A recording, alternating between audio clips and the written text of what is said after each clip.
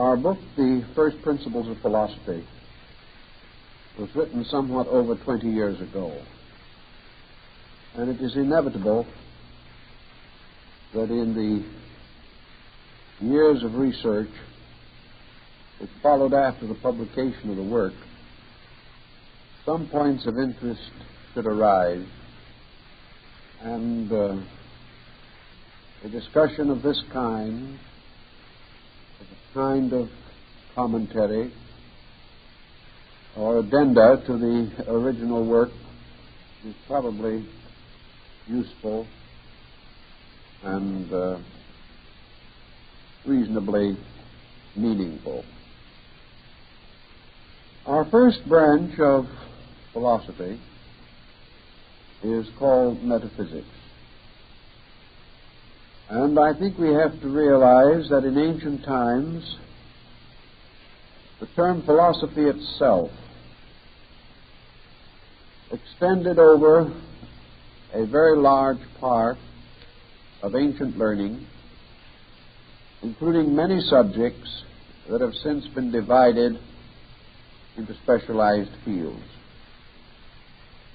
Essentially, the foundation of philosophy is the metaphysical part. Thus, in nearly all ancient systems, it is placed first as the primary or groundwork for the entire study of philosophy. The term metaphysics comes from the Greek and means, rather simply, beyond physics. Beyond, in this case, means further from the appearances or the material aspects of things.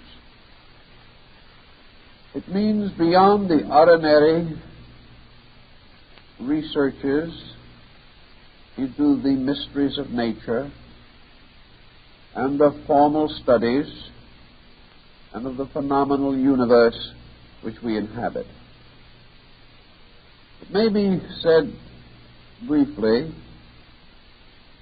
that metaphysics deals with the hidden parts of physical procedure. It was known and recognized by the ancients that all visible things flowed from invisible sources. All nature was supported upon invisible foundations. Life itself, though infinitely manifest in its diversity, is concealed and unknowable in its origin. Metaphysics, therefore, covers the invisible origins of things which gradually move into a visible state.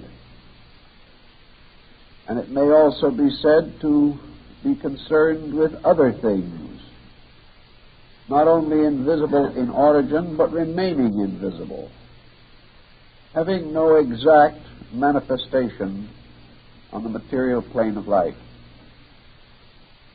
The first philosopher of distinction to devote a complete work to the study of metaphysics was Aristotle.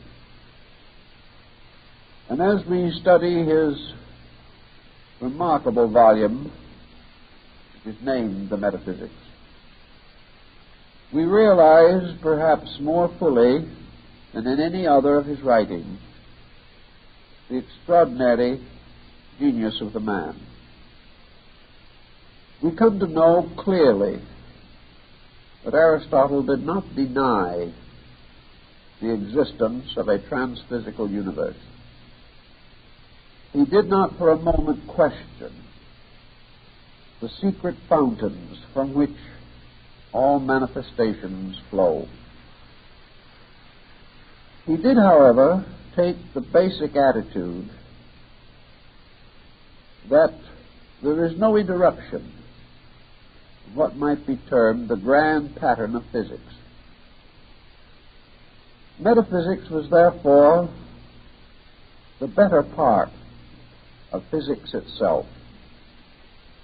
It was not a separate study or a separate consideration, but merely the extension of physical knowledge toward the world of causes, where things are less obvious or evident, more difficult to measure and to estimate. Perhaps Lord Bacon summarized Aristotle's position rather well when he said that when physics properly understood, there will be no further need for metaphysics. In other words, these two terms cover the hemispheres of a single sphere. Metaphysics is nothing more nor less than the orderly extension of the universe back toward its own cause. Man attempting to understand, attempting to rationalize those parts of the creative processes which do not directly come within the area of the sense perceptions. Aristotle would have taken the position that if man was able suddenly to open new eyes within himself, and was able therefore to observe the universe with more skillful or adequate faculties, he would find that there was no break between the visible and the invisible. What we call the break is the boundary of our own sensory perceptions. It has nothing to do with the orderly structure of the universe itself. Also, there was nothing in the classical concept of metaphysics that can be compared with the popular usage of the term as we so often find it today. Today, metaphysics has become a synonym for a kind of liberal religious mysticism. This is not actually contrary to the meaning of the word, but it certainly does not fully explain it, nor are the various religious sects which regard themselves as metaphysical devoted to the primary objects of this branch of philosophy. Metaphysics is not a faith any more than physics is a faith. Metaphysics is an area for research, but we are not able to use in this area the same instruments with which we carry on our exploration of the hemisphere of physics. We cannot use the equipment that is set up to measure things that are tangible, that have immediately recognized dimension, that can be captured in various experiments or made known to us by the cunningly contrived instruments and devices which we have gradually perfected. Therefore, we have only one essential way of exploring the area of metaphysics, and that is by the reasoning power of the mind. Now, the reasoning faculty is again something which we do not too greatly understand. Reason is not acceptance, nor is it belief, nor is it faith, nor can it be regarded as a form of superstition. As Plato points out to us, reason is an instrument. Reason is just as certainly a scientific instrument as the telescope or the microscope. But both of these instruments have to be skillfully prepared. And if the telescope is not made by one thoroughly versed in the production of such instruments, it will be faulty and probably of very little value.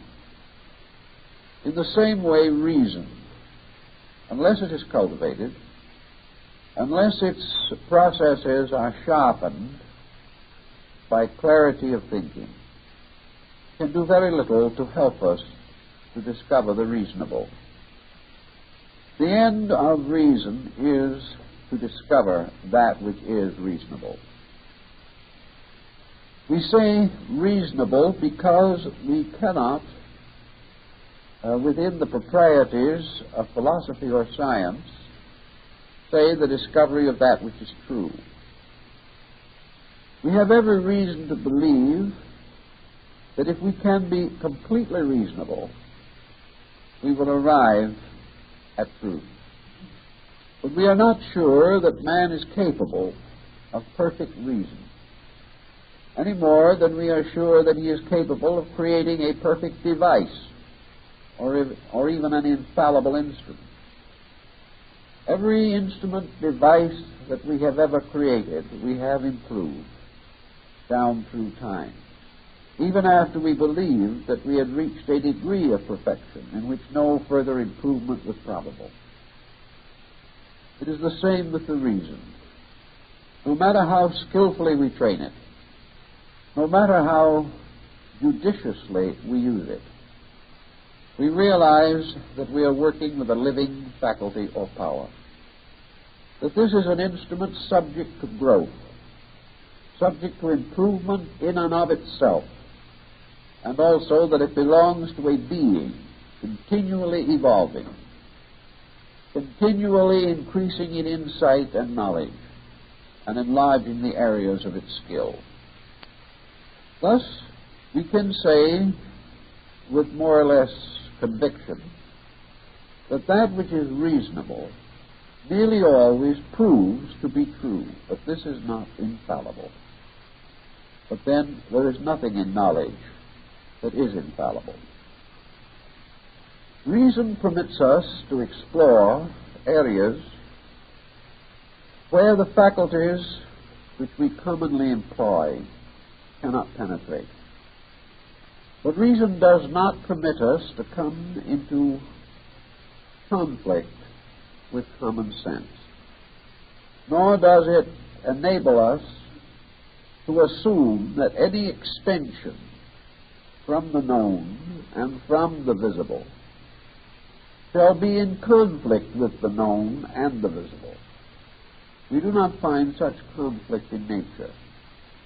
We find that all things are suspended from their proper causes, that these causes are consistent with the effects which they produce, and the effects in turn bear witness to their causes.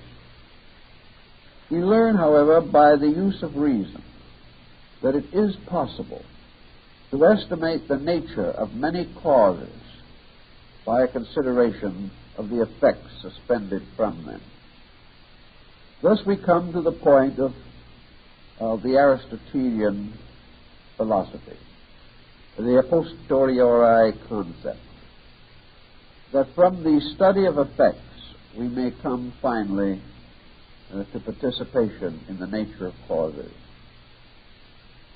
This use of the reason to explore the area of metaphysics usually requires that we have a profound judgment, a skillful and adequate training, that we are fully equipped with what is known on the subjects which we investigate, and that therefore we do not regard metaphysical insight as in any sense of the word something that takes the place of knowledge, something that is better than the reasonable faculties.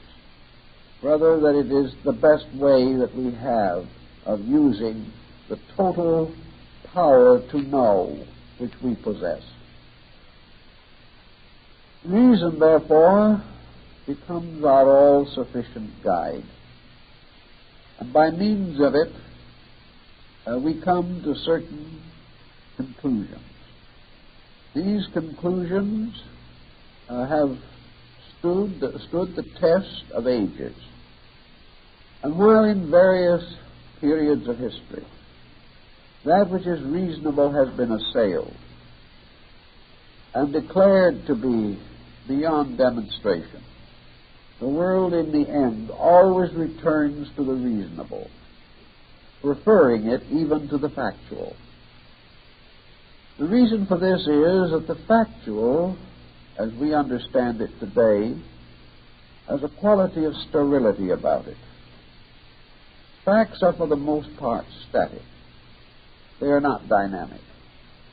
One of the reasons for this is that the facts that we are able to comprehend are terminal facts. There is much that precedes them, but very little that follows after them. Therefore, to possess facts does not mean that we have keys which open new doors. We have only the power or the privilege or the ability to contemplate these things which we have observed, and from this contemplation come finally to the same conclusions that we originally held. Thus, facts are not exceptionally stimulating, and very few facts have great solutional value. These facts become the obvious thing, and around the structure of the obvious we build an almost total indifference. Facts, therefore, have a tendency to blunt our interests. They cause us to substitute the obvious for the reasonable. They disincline us to effort, investigation, and the arduous pursuit of knowledge. Possessing what we call facts, we feel that we have the better part of knowing, and therefore falsely assume that our knowledge is complete. The difference between facts, therefore, and things reasonable must always be that we are seeking not merely for that which is evident, but for those causes which explain the evidence. Reason, therefore, is forever seeking the reason for things, the reason for conditions, the reason for circumstances. And the training the reason becomes dynamic because it causes us to be attentive to the conditions or circumstances which are prior to the obvious. We may therefore say that history will tell us that in 1492, Columbus, shall we say, contacted the Western Hemisphere. This fact, however, is of small, vital knowledge. It can be memorized and forgotten. But behind this fact itself is the tremendously dramatic story of the circumstances which led to the voyages of Columbus.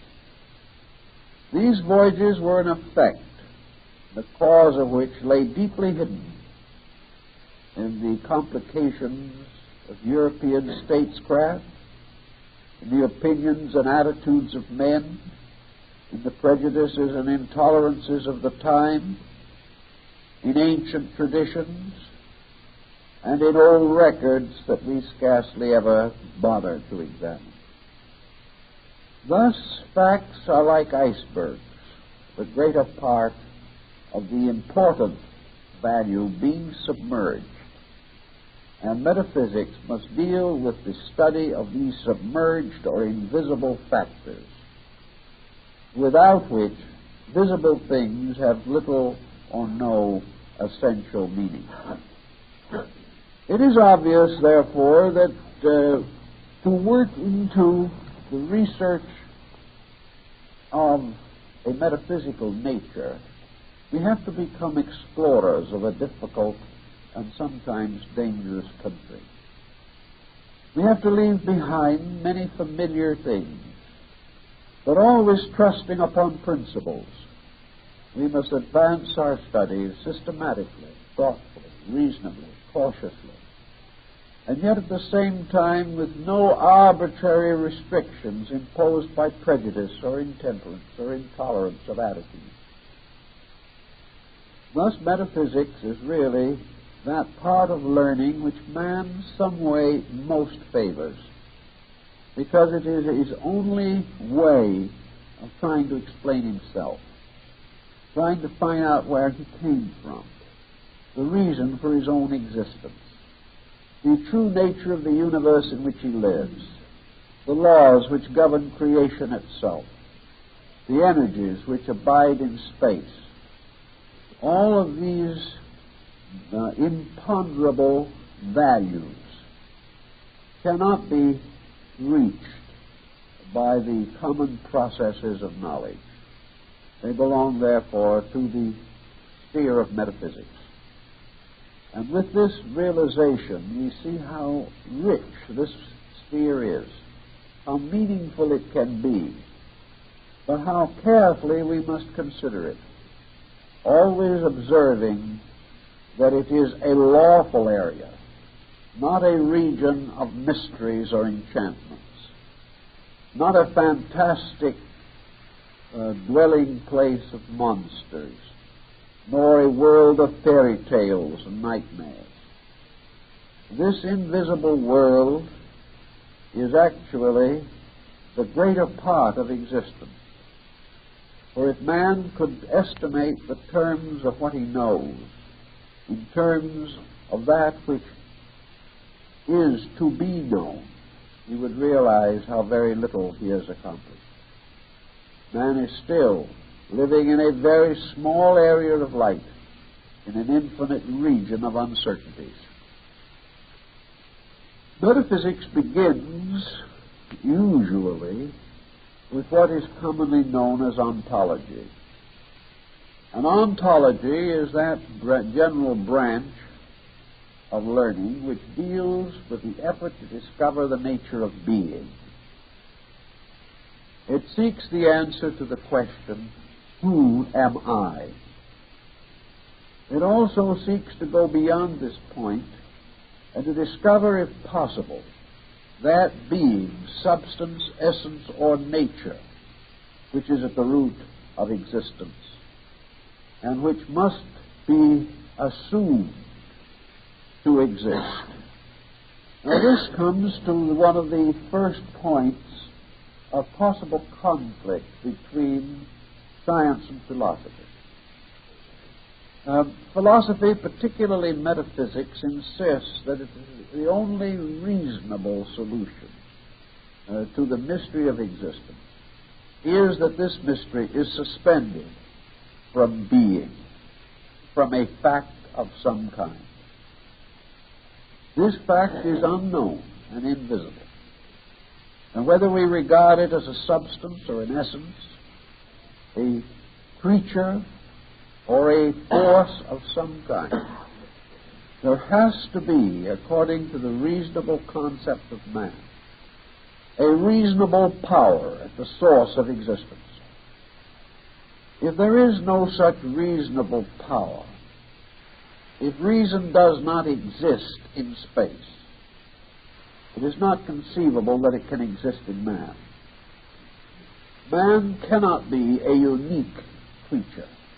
Neither his magnitude nor his attainment justifies such arrogance. Therefore, every condition, state, or quality which exists partially in man must exist totally in the universe itself. So the ontology, in its effort to establish the nature of being, can follow either the scientific point of view, which seeks to restate the question, or can head straight into the metaphysical problem, which seeks to answer the question. When science approaches the question, who am I? Science takes usually the ground that this question in this form is unanswerable. Therefore, it amends the question. Instead of who am I, it tells us that the ultimate possible answerable question about man is, what am I? When we say, what am I, we then move into a discussion of the attributes or qualities of man. Of what is he composed? What makes up his nature? what is the root or substance of his own personal existence. Science has some answers for this what, but no answer for the who. Science takes another important question and handles it in a very similar way. Science says that there is no answer to the ultimate question, why? Why is anything? The average 5-year-old child beginning to become aware of the mystery of existence has a certain audacity that has not been tempered by experience. Therefore, small children ask the question, why? They want to know why their parents act as they do. If the parent does not know, the question is extremely difficult. So science, helping distracted parents and contributing what it can to the smothering of young minds, takes the attitude that we cannot answer the question, why? Therefore, as one professor said, when we say why, we mean how. Now, why he didn't say how seems to be a little dim, but at the same time, we are supposed to automatically exchange one word for the other. How opens a different kind of world. We can answer the question, how is man formed? If we are willing to limit this to the study of the prenatal epoch. We know how he came into existence. If we want to go a little further and examine into the fertilization of the ovum. But when we ask forthrightly, why? This is much more difficult. How we got here, up to a point, is understandable. Why we are here in the first place is unknowable. Now, science does not like to deal with unknowables. They are always embarrassing wherever they occur. Therefore, in order to retain a certain complacency, it has narrowed the area. It has built a wall between physics and metaphysics and forbade anyone to look over the wall. If you look over the wall, you are a sickly mystic. If you dare to go beyond the circumference which has been established by formal techniques, you are then held to have lost your scientific orientation and to be wandering about in a sea of conflicting absurdities. This, however, does not entirely discourage philosophy, although I think we can say that it has discouraged most 20th century philosophers. They say old Professor Jowett of Oxford was the last man who was not discouraged by this particular situation. With him, universal knowledge is said to have perished. But the fact remains that man has been endowed with the power to ask the unpleasant questions. He has been given, even in his childhood, the courage to ask the basic why. He has also been given the faculties which will not rest until he is able to penetrate the obvious and come to some deeper insight into the substance of his own nature. Reason will attack head-on problems that science has not the courage to assail.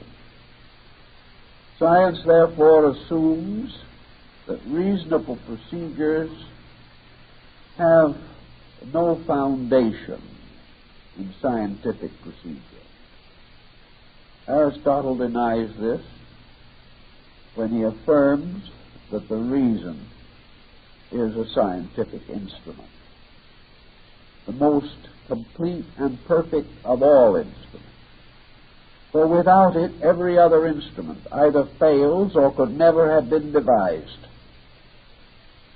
Yet if we take all other instruments away, reason itself remains and can reconstruct anything that has ever existed and fashion anything that is yet necessary. So it is not well to sell reason short. It is better to try to understand that reason naturally deals with either physical or moral abstractions and must bring them into order and must create the codes and concepts which govern all specialized knowledge. Dealing from the ontological point of view, therefore, metaphysics deals first with the nature of being. Can being be defined? The answer is, can man be defined? If anything which exists can be defined, then being, which is existence, can be defined. What we cannot accomplish is a blanket definition. We cannot create a definition that exhausts the potential of being, but we can establish certain basic concepts. First of all, a thing to exist must be. If anything exists, the principle of being exists. There can be no escaping this rather obvious but neglected truism. Being is therefore an establishment in time, place, or space. Being is something which has of itself an endurance. Reason has never been able to accomplish a thoughtful apperception of a condition or time in which being did not exist. Nor can we rationally comprehend any time in which being ceases to exist.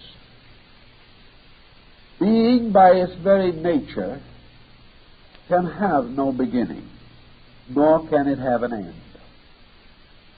If it had a beginning, we are utterly defeated, for the reason that if there is a beginning to that which is primordial, eternal, and unchanging, if this had a beginning, it could never have existed, because there is nothing from which being itself could descend. If being, therefore, is not eternal, it could not be, for there is nothing from which it could be generated. If it was generated from itself, we are in the same dilemma, for then being could only be generated from being. And we are right where we started from, that being itself is eternal. We cannot assume or conceive that being can end, for that which ends must have had a beginning. These are the requisites. We used to refer in theological studies to what has been called the theological one-ended stick, but we do not hold it in great regard. This one-ended stick is something that starts as a beginning and then goes on forever and ever. This is the one-ended stick, and there is no such a thing.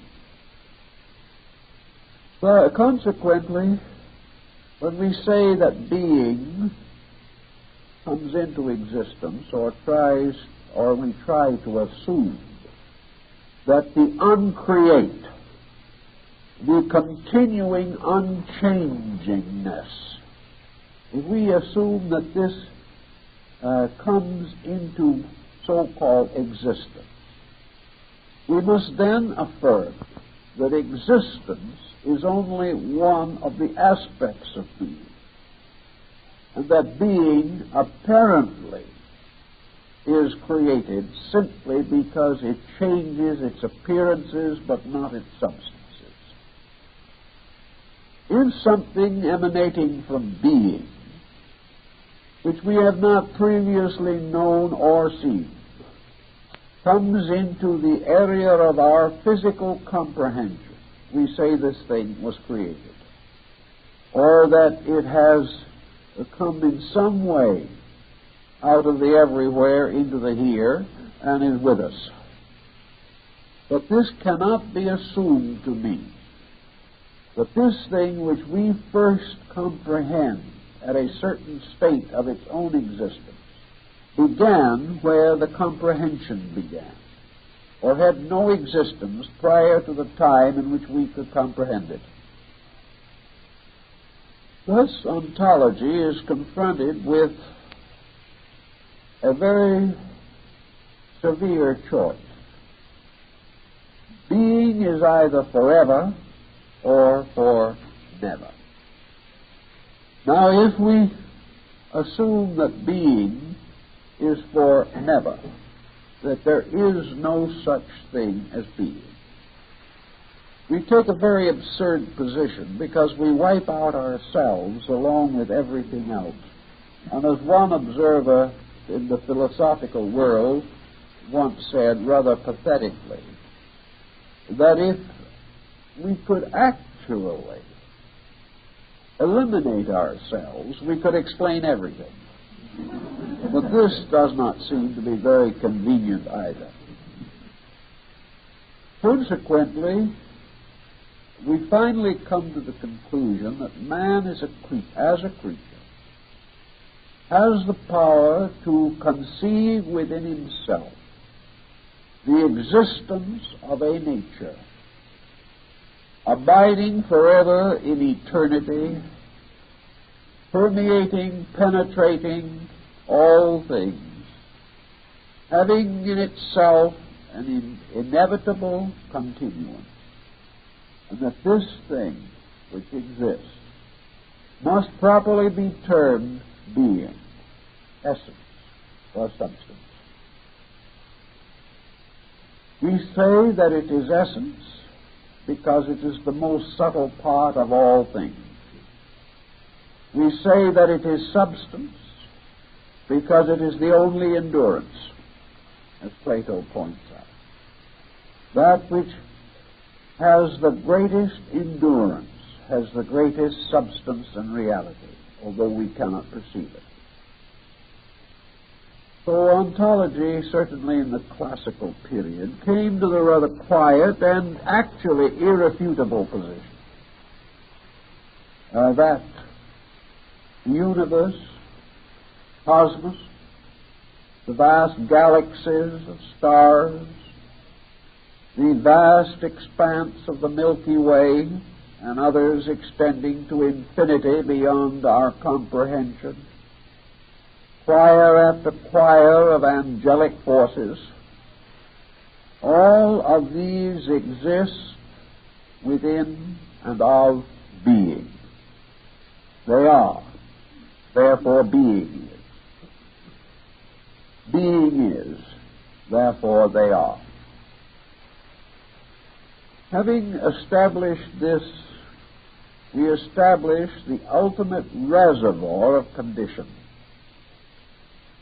For being becomes not only the total reality, but it becomes the total substance and source of all that exists. There is no longer any problem of creation being fashioned out of nothing. The old Rosicrucian adage, nothing from nothing comes, appeals at this moment. Everything arises in something. Nothing arises in nothing. And because all things do arise, and we behold this vast expanse of existence, We therefore say that it arises from being, it originates in being, it is perpetuated by being, it is nourished and sustained from the substance of being, and when it appears to disappear, vanish away, or cease to exist, it has merely returned again to the essence of being itself. Thus we no longer have an empty space dotted with creations. We have an infinite life surrounding and penetrating all so-called space and sustaining this infinite diversity of manifestation within itself. Once we solve this problem to the best of our ability, and reason seems to convey to us that we have approached as nearly as we can to the ultimate hypothesis, we now hypothecate a universe of infinite supply, a universe which contains within itself all that is necessary for itself, and that this continually renewing existence renews from the totality of its own available elements, principles, and essences. The second point that comes to the metaphysical consideration is not so much what we shall call this ultimate, this absolute, this unconditioned. But we must now move this unconditioned from its own eternal subsistence to what we might call a state of activity. In other words, how does the infinite, for any reason whatsoever, curtail its own infiniteness? Because it becomes obvious that universals give rise in themselves to particulars. By what peculiar power does this universal variously restrict itself, condition itself, partition itself, and cause to arise from its own totality the phenomenon of parts? The ancients held this to be perhaps one of the deepest of all mysteries. And there have been several efforts to explain it. Perhaps Aristotle's explanation was as good as any other. He probably derived it at least in part from the older fragments of the Pythagorean lore. Aristotle takes the ground that being, because it is totality, contains inevitably within itself what might be termed an archetypal nature. Plato's doctrine of archetypes appears here. Being, though infinite, is still in a mysterious way a being. Being, because it is total, is the only creature, creation, power, or substance that has total knowledge. Not knowledge of a mental nature, not knowledge as we know it, not thought or mind as we understand these things, but a total existence in which none of these attributes is deficient. Being is therefore the ultimate of mind. It is the ultimate of substance. It is the ultimate of essence. It is the ultimate of process. And it is conceivable, at least Aristotle so held the conception, perhaps following Plato's definition of the divine animal. Plato and Aristotle are in rather close agreement, therefore, that this being, this essence, is not apart from law, but possesses or holds within itself not only substances but processes. The ultimate processes of all things are therefore an infinite pattern residing forever in the infinite itself.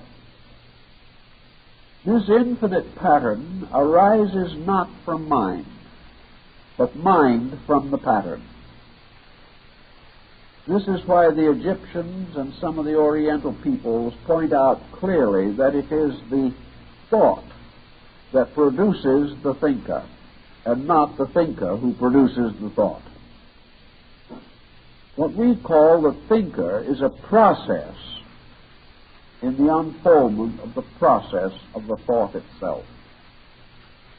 So the concept, simply stated, is this: that all of the conditions that arise in being are inevitable, because being itself is inevitable and contains all inevitabilities.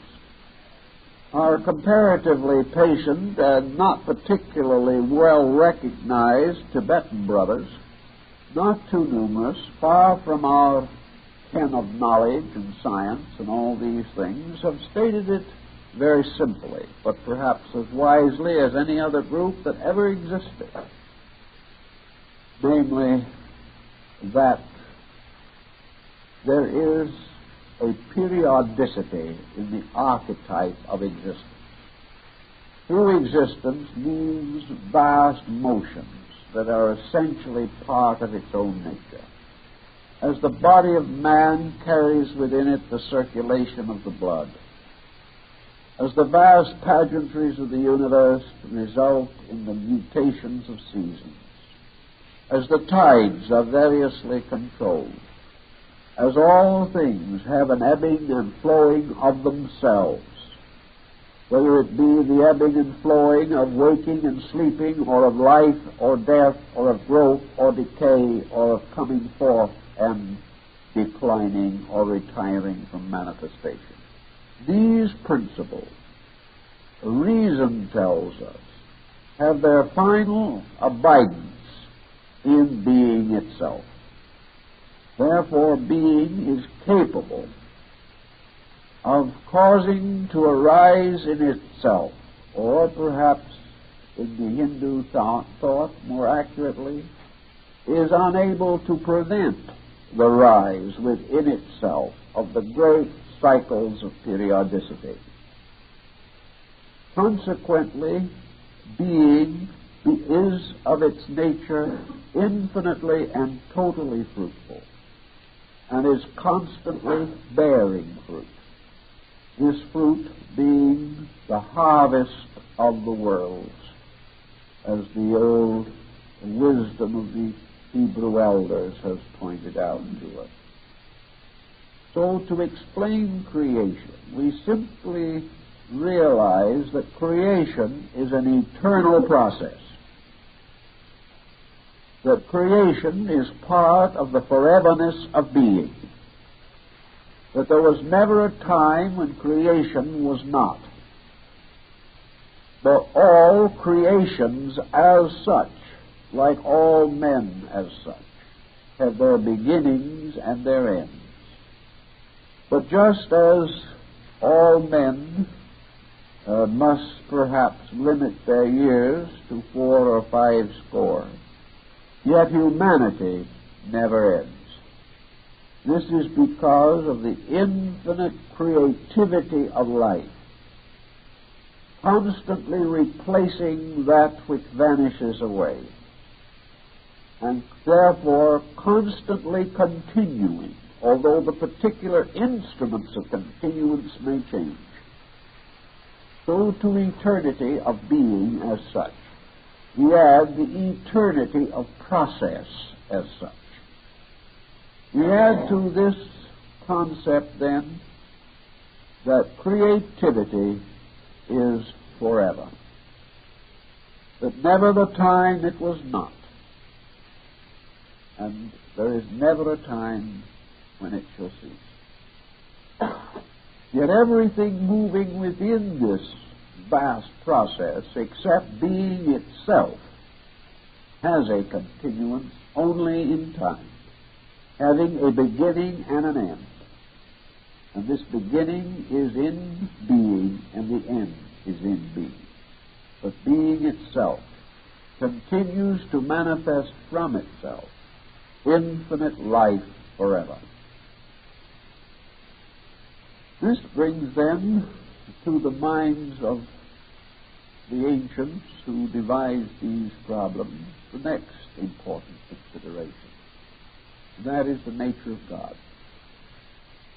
Shall we assume that God is identical with being? We have here two distinct points of view. Here we have the emergence of other phases or factors in the potential totality of the essence of being.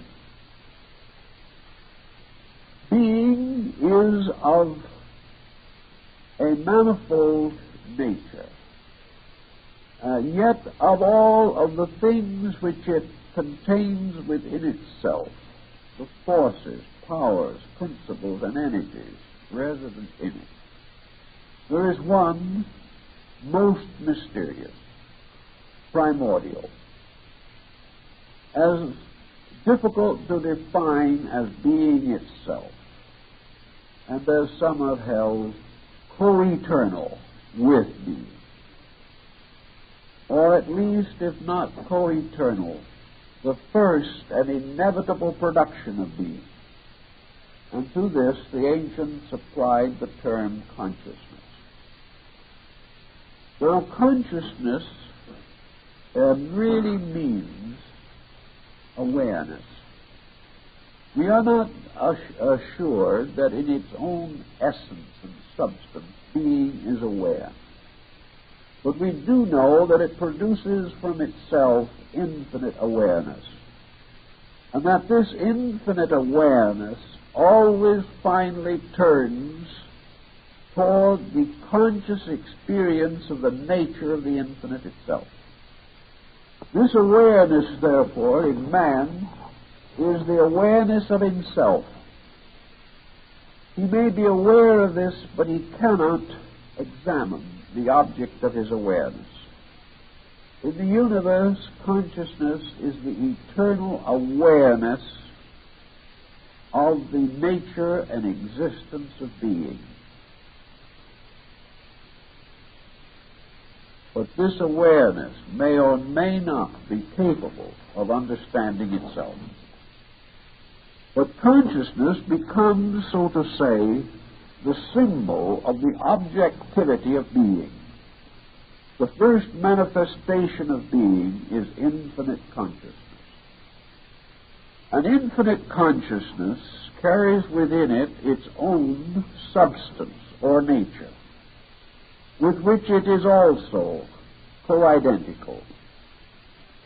For infinite consciousness is therefore one with infinite life. Life consciousness being terms for the aspects of one thing. Consciousness in itself is life. Consciousness in its manifestation is awareness, or the power of life to bestow upon creatures the sense of self-existence. So the ancients came to the conclusion that if we would properly and definitely define a deity, we must assume that God is primordial consciousness. It is the primordial self-knower arising from the eternally unknown. The self-knower, however, cannot, as far as we can comprehend at least, be actually capable of knowing its own source. God is therefore like the Scandinavian Allfather, the great culture hero Odin, where we are told in the ancient sagas that Odin, the god of the world, knew everything except his own nature and his own fate. This he could not know. These things were beyond him. But deity represents the island of consciousness arising in the great ocean of being. This island of consciousness comes forth according to the infinite law that being is forever flowing into manifestation through a focal area set up, which is called consciousness. And the primary end of consciousness is that it shall expound, define, restrict, limit, and reveal that which is the law of being itself. Therefore, consciousness becomes the basis of the power to interpret the processes arising from being. This is the way the ancients sought to explain this. And this covers that phase of our subject which is essentially referred to as ontology. Anyone can argue these points to the end of time. It is perfectly possible for the most ignorant person to deny that which he can neither define nor comprehend. It is perfectly possible to take this mysterious void, which is the extreme apex of metaphysics, and declare it to contain whatever we will that it should contain, or that it shall not contain anything that we will that it shall not contain.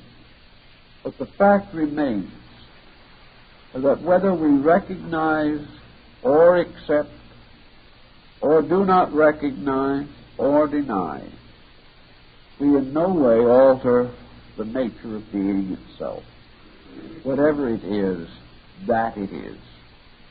And from thatness comes everything that exists. So we then pass to the next branch of our subject, which is the nature of knowledge and of truth. And here, I think we have already somewhat anticipated our situation. Knowledge and truth represent two expressions of a thing. We assume that knowledge is true. That which is not true is not knowledge, said our old friend Dr. Jellett. And we also assume that the end of knowledge is that we shall know that which is true. We then come to a very interesting problem in metaphysics, which is summarized in the famous question asked by Pilate at the time when Christ was brought before him. He looked at the Nazarene and he asked the question, what is truth? And the Nazarene was silent. Truth, therefore, is the ultimate abstraction of all knowledge, to the point that knowledge itself is united with being. Therefore, truth is ultimately the perfect and complete knowledge of being, not only its substance but its processes. Under such absolute terms,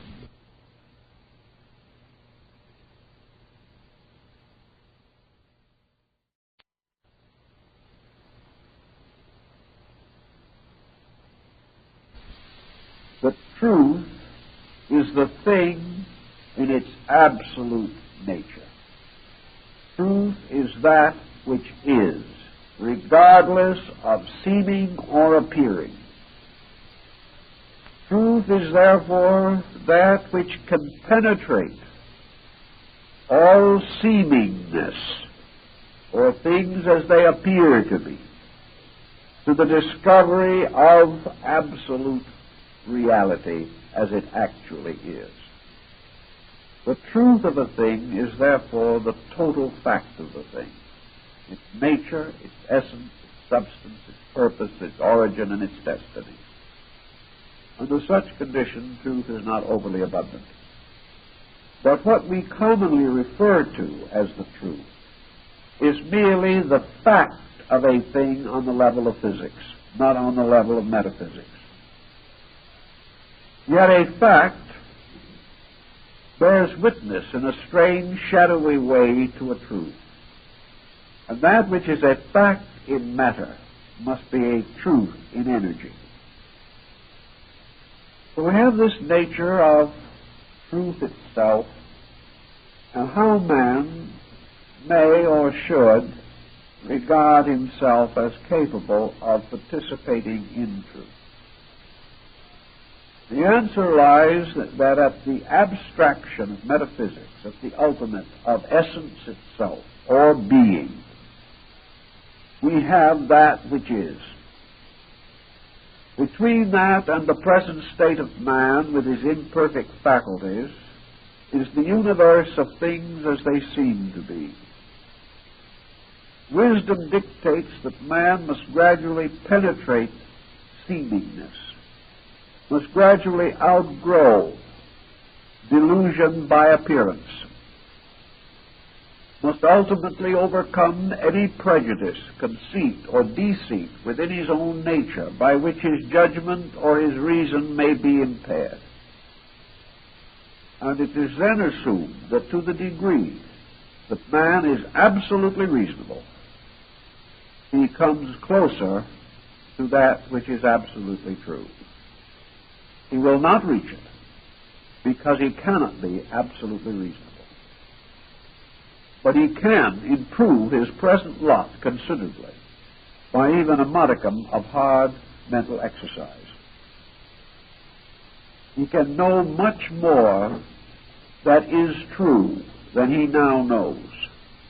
And he can also rescue himself from addiction to that which is not true, which he has not yet learned to recognize as not true. So we have in our second problem this effort to define truth. If being exists, truth exists, because truth and being must be regarded finally as qualities exceedingly similar, if not identical. If there is a being, this being can be known, and that knowing is truth. But at any given time or at any given condition, the creatures evolving within the substance of being and possessing incomplete and imperfect faculties may not be able to experience the actual fact of truth itself. So we are truth seekers, or we are wisdom lovers, which is the friendliness toward wisdom, which is the meaning of the term philosophy or philosophia. Friendship for truth. But we cannot claim that we possess it. But if being exists, we cannot deny that truth exists. Therefore, we must gradually, as we can, overcome the interval or reduce the interval between our own comprehension and the essential reality that can conceivably be comprehended. This takes us to that phase of the problem which we say the nature of knowledge. The nature of knowledge is the nature of the attained. And what an individual knows may be considered as the substance of his attainment. Knowledge is relative. Truth is finally infinite or absolute. Consequently, it is not possible for us really to refer to relative truth, although we do it. What we really mean probably is that we are dealing with relative degrees of knowledge, for the truth itself cannot change.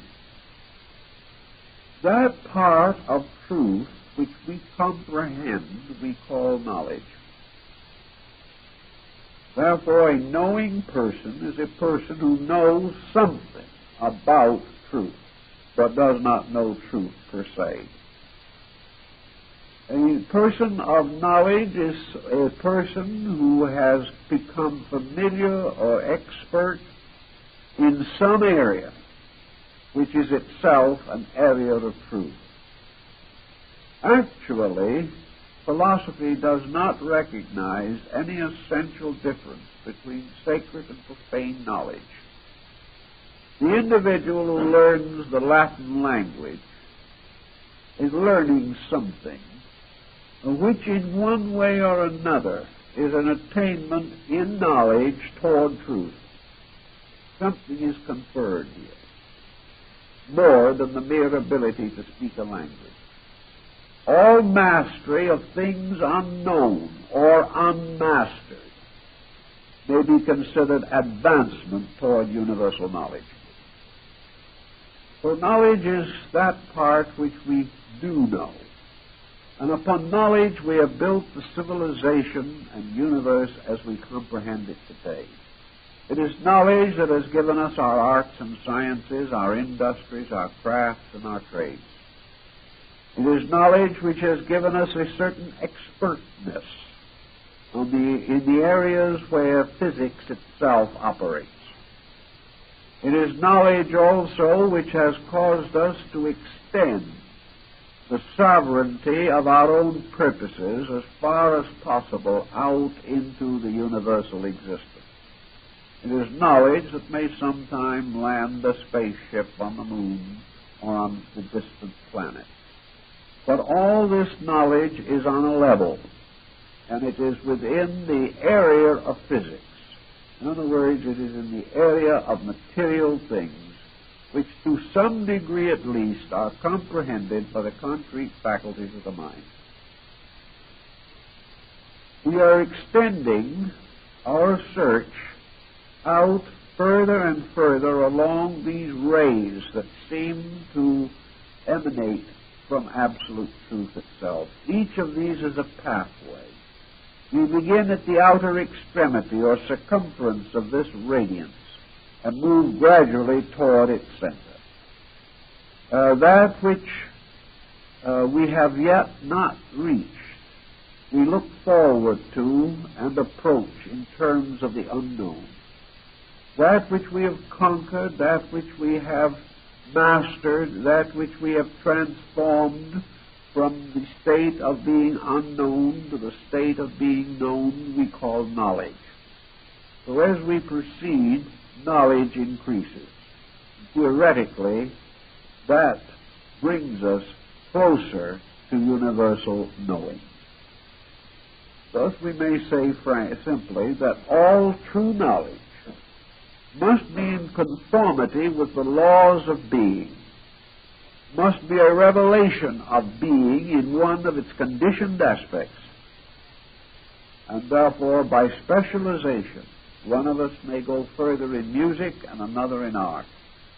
But all of these accomplishments are possible because of being, and being is released or revealed in some way through all of the conditioned accomplishments which are possible in nature or for man.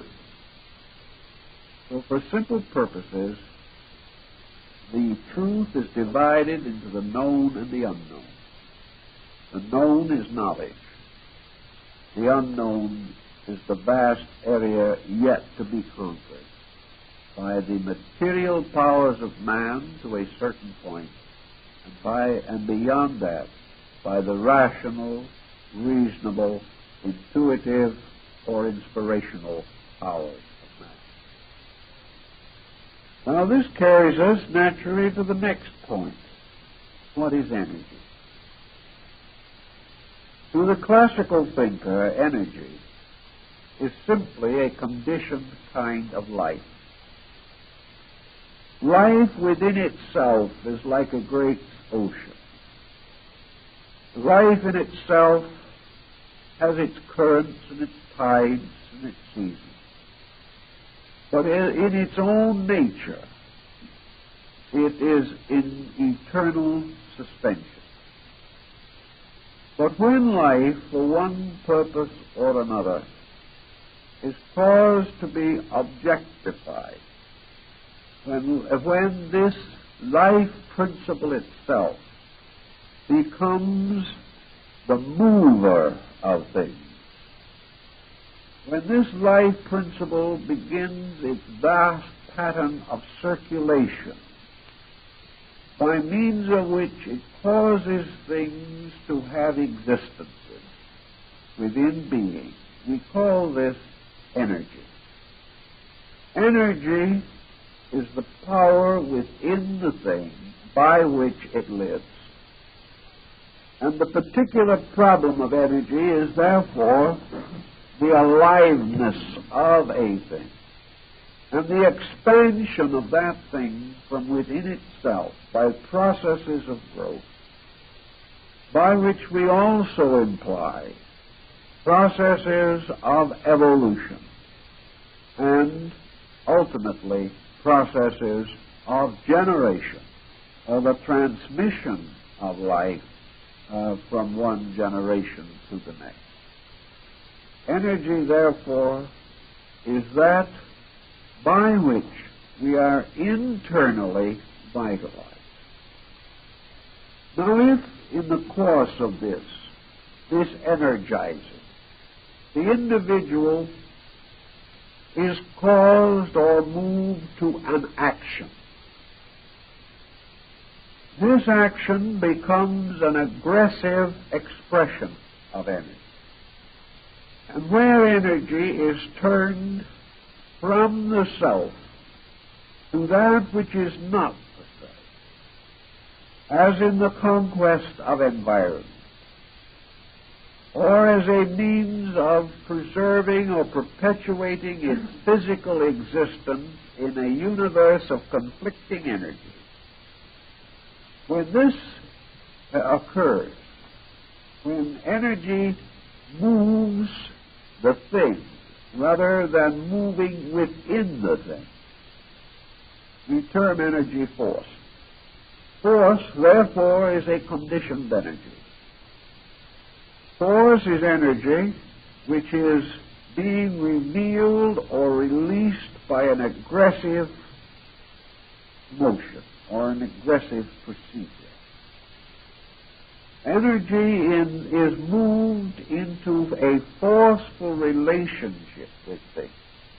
It is released by an action of the will.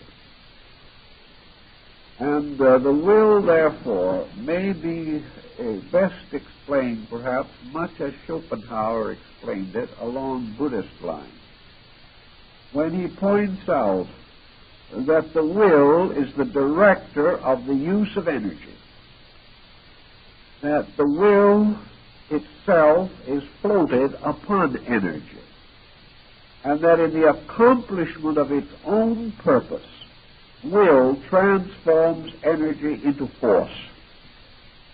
And that by which men live becomes transformed into that by which men do, or create, or fashion, or modify their own existence in relationship to other things. So the problem of life moving into the form of energy sets up the metaphysical universe. Energy moving into the state of force sets up the physical universe. Therefore, over the physical universe, the Greeks placed the demiurgus, the deity Zeus, whose symbol was the thunderbolt, and who represents the principle of force used to bring forth an orderly condition, which is the empire of the gods. Force, therefore, is the prince of the material world against which Jesus turned. Force is that phase of man's energy expansion, by means of which he sets up his own kingdom in the abyss. Or, if we wish to be less thoughtful of that point and go into the Gnostic concept, it is force personified by a mental agent or ensouled by a mental agent that brings forth material creation.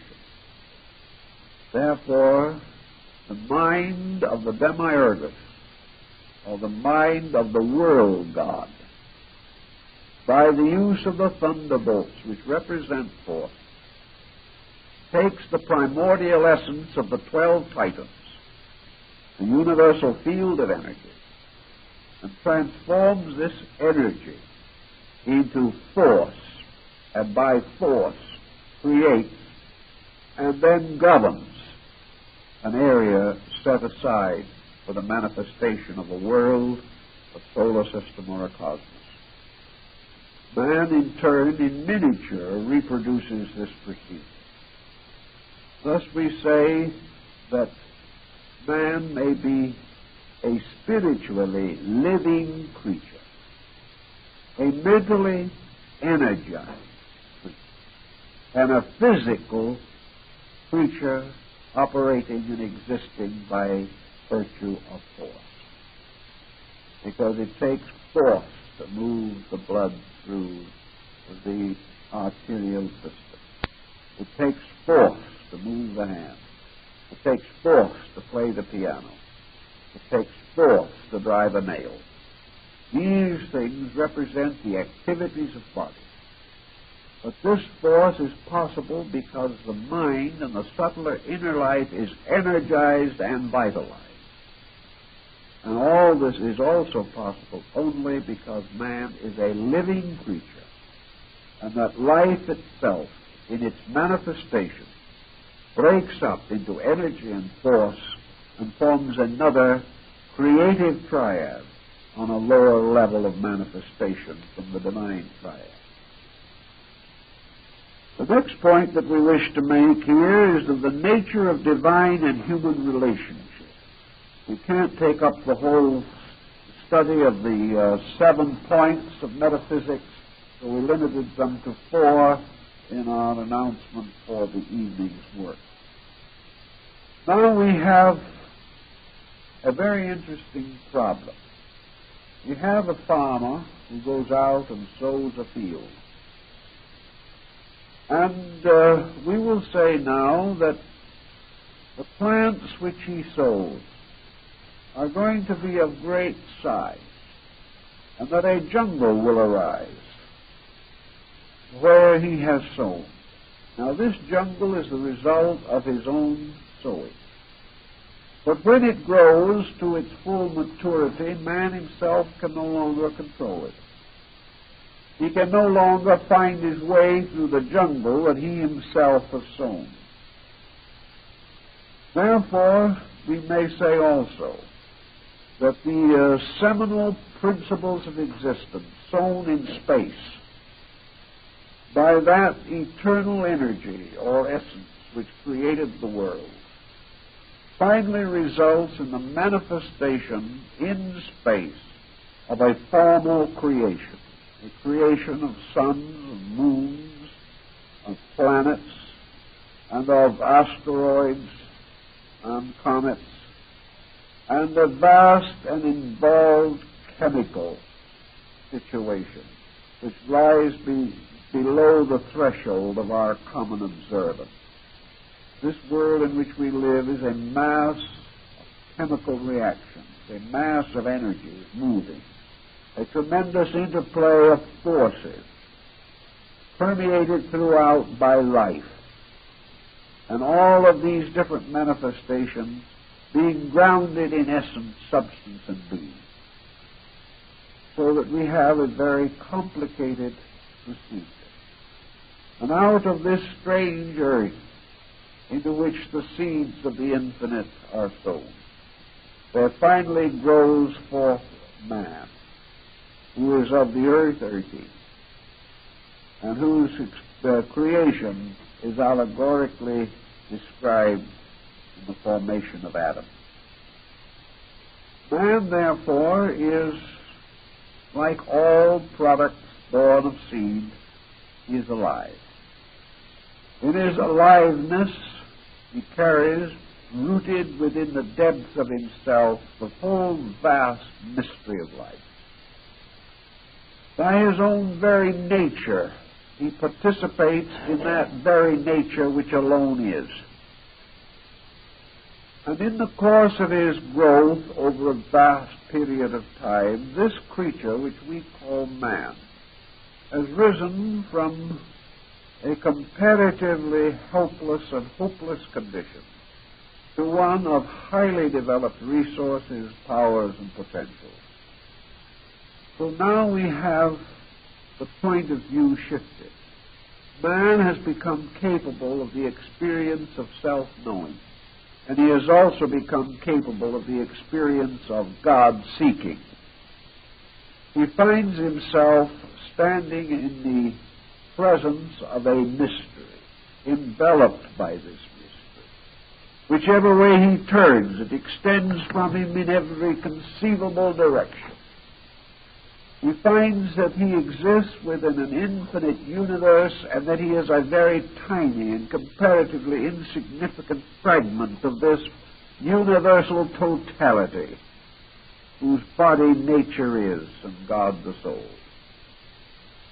So man, whether he is highly skillful or not, finds himself as an existence within existence. He finds, however, that his existence is restricted largely to the area of his own body, that he cannot escape from this body except by death, that he cannot be more than he is at any time, but that he does possess physically, morally, mentally, emotionally, and spiritually the power to grow. Confronted with this concept, the Gnostics, and to a measure the Neoplatonists, developed what is called the system of aeonology. That is, they devised the idea of a twofold process taking place constantly in nature. The positive polarity of that process is the motion of the infinite toward finiteness. That forever heaven is moving toward the earth. That forever life is becoming embodied. That all spiritual things, like the angels described in the book of Enoch, are coming down upon the mountains of the earth. That the gods are moving downward. That every force that is truly divine, the great creative processes, are droppings, as Plato tells us, like tiny seeds from the Milky Way, falling into the mystery of generation, ignorance, and death. These being merely terms for the obscuration of the essential consciousness of these lives. So the ancients felt that there was a great universal motion by which total being was moving inevitably toward the state of being totally embodied. At the same time that this is occurring, these seeds that were planted somewhere in the dark earth of primordial growth and development have been growing upward like plants from the surface of the earth. Therefore, man is a kind of plant growing upward. Man is rooted in the earth, and he is seeking to ascend to the sky. Eternity is rooted in the sky, and is suspended, as Plotinus tells us, like an inverted tree or flower, with its effulgent blossoms revealed through the nature and appearance of the stars. So we have two contrary forces in operation. Man in a process of perpetual evolution, existing within a universe in which being is in a process of eternal involution.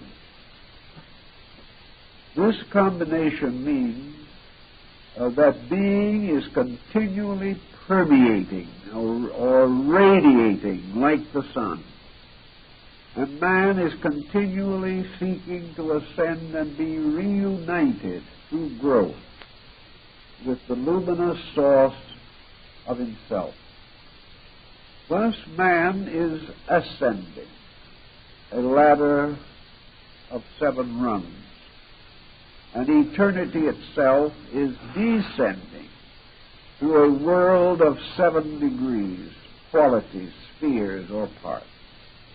In the Gnosis, these were represented by emanationism, in which eternity is forever emanating the qualified or conditioned aspects of itself, and man is forever emanating the over parts of his own nature, which are his intuitional and inspirational elements or characteristics.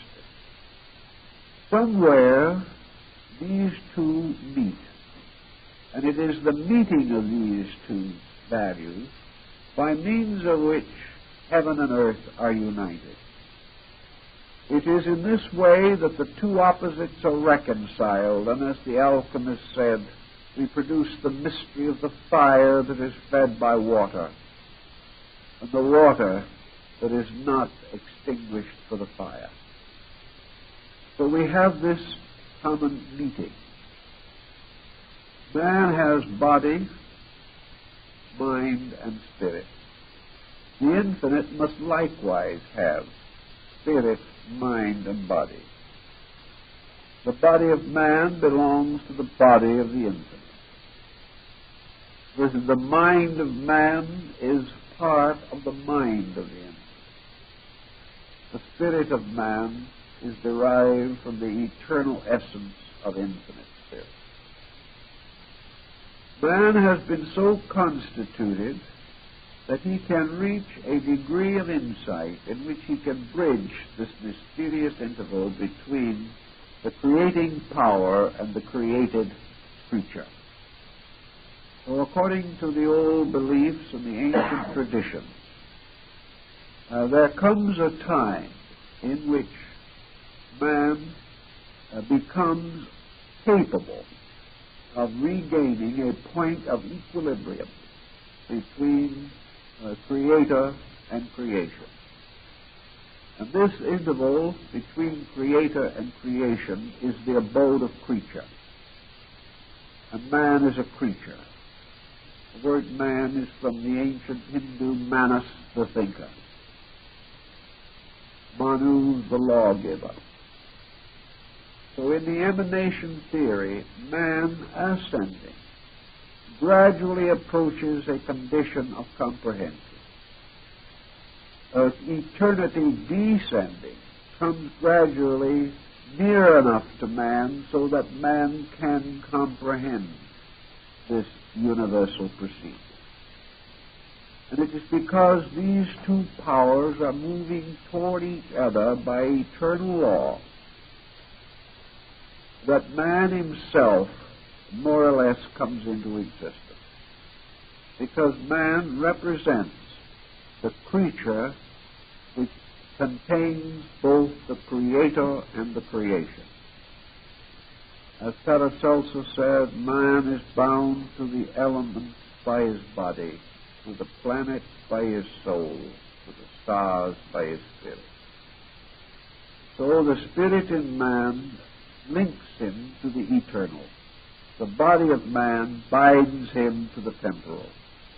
And between these two, the soul of man, his mental and emotional coordination, acts as the bridge, so that the individual is capable of making the transition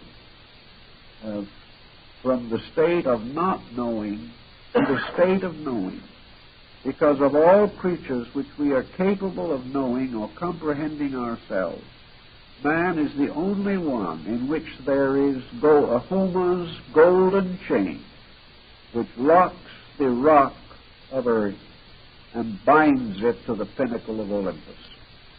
Man, therefore, has the chain of bodies, the chain of vehicles, without a break.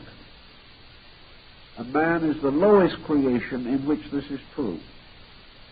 Therefore, man alone has a perfect ladder on which he can ascend, from the material to the mystical, from the mystical to the rational, from the rational to the divine.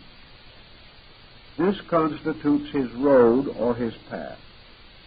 And it was held in ancient metaphysics that it's because of this chain of vehicles alone that man is capable of understanding metaphysics. If he did not possess the internal instruments of knowing, he could not even wonder about the reason for himself. But because he possesses these, Plato points out that it is a shame indeed, a great pity under the sun, that possessing this power to know God, man should be willing to live in ignorance and die in ignorance. That having values, powers, and potentials by which he is lifted above all other creatures and has the means to attain union with the radiance of the infinite, that he is willing to remain a mole, clinging to the earth, burrowing within the earth, assuming his blindness to be his proper state, and denying expression continuously to these urges and impulses within himself which would rebel against his own impotence and would impel him to seek his proper destiny, as described in the mysterious Gnostic hymn of the Robe of Glory. So that we have, in this situation, another point which metaphysics brings out, and that is the strange, incredible, unsolvable restlessness in man. The human being is never at peace, never at rest, and never able to escape from the impulses and the pressures that tear him and in one way or another disturb him. The reason for this restlessness is that man's impulses, his life facts, his realities and his energies, all belong to the infinite. Man's natural instinct is like that of the bird, to be free. He wants to rise into the higher air. He wants to spread the wings that have been concealed within the body of clay. He wants to go home. He wants to be part of the great citizenry of space by which he is wonderfully equipped and for which he is destined. Yet in the presence of this tremendous desire to grow, he finds, as Goethe says, that there is a self within him which in the earth aspires. There is something in him that binds him also to the trivial, holds him locked within the narrow confines of his earthly cage, and causes him to count as most blessed those situations which most affect him illy and contribute to his misery. But man cannot rest because he belongs to the light. He belongs to the ancient road that must bring him finally to the full expression of infinite existence in himself. He must go home. He must be one with the infinite by becoming himself infinite. Thus he cannot endure with complete complacency, that which frustrates the complete purpose for his own existence. Thus he is ill at ease. He cannot accept the condition in which he finds himself. He is too big for the world he has accepted and too weak to learn how to escape it. He cannot be satisfied with what he is, but he hasn't the courage to be more. Thus the disciplines of philosophy, the great schools set up in antiquity for the cultivation of human conduct, were intended to instruct man in his eternal destiny, strengthen him in his resolution to claim his proper birthright, and to provide him with the various instruments through the use of which he can achieve that end for which he was destined. These instruments, this process, this insight, and the science involved in the perfection of this part of man, these together constitute the subject of metaphysics. Thank you very much.